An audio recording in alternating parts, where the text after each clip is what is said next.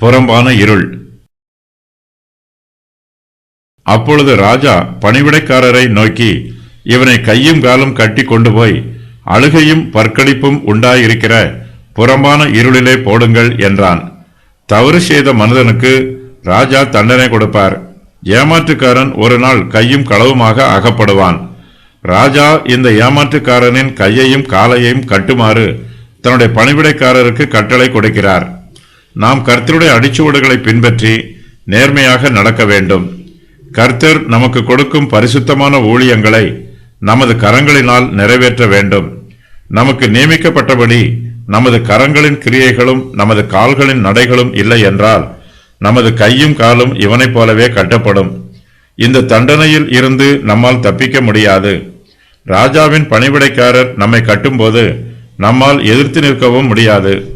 கல்யாண வஸ்திரம் இல்லாதவனாய் கல்யாண சாலையில் இருக்கும் மனுஷனை ராஜா கண்டுபிடிக்கிறார். அவனை கல்யாண விருந்து சாலையில் இருந்து கையையும் காலையும் கட்டி வெளியே கூட்டிக் கொண்டு போகுமாறு கட்டளையிடுகிறார். கல்யாண விருந்தில் இவனால் பங்கு பெற முடியவில்லை, நாமும் ரட்சிக்கப்படவில்லை என்றால், ரட்சிப்பின் வஸ்திரத்தை தரித்துக் கொள்ளவில்லை என்றால் நம்மாலும் பரலோக ராஜ்யத்திற்குள் பிரவேசிக்க முடியாது. தேவனுடைய ராஜ்யத்தில் இருந்து வெளியேற்றப்படுவோம். மாய்மாலக்காரனை ராஜா கல்யாண சாலையை விட்டு வெளியே கொண்டு போகச் சொல்லுகிறார்.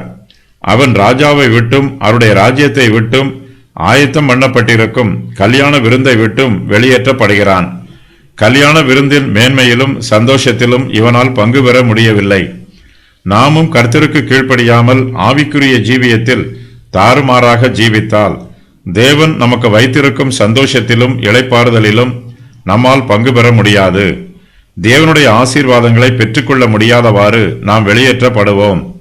மாய்மாலக்காரனை கையும் காலும் கட்டி கொண்டு போய் அழுகையும் பற்களிப்பும் உண்டாயிருக்கிற புறம்பான இருளிலே போடுமாறு ராஜா தன்னுடைய பணிவிடைக்காரருக்கு கட்டளையிடுகிறார்.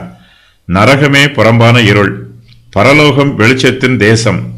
பரலோகத்தை விட்டு வெளியேற்றப்பட்டவர்கள் இருளான நரகத்திற்குத்தான் போக வேண்டும்.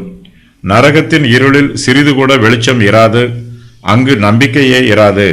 நரகத்தில் அழுகையும் பற்களிப்பும் உண்டாயிருக்கும்.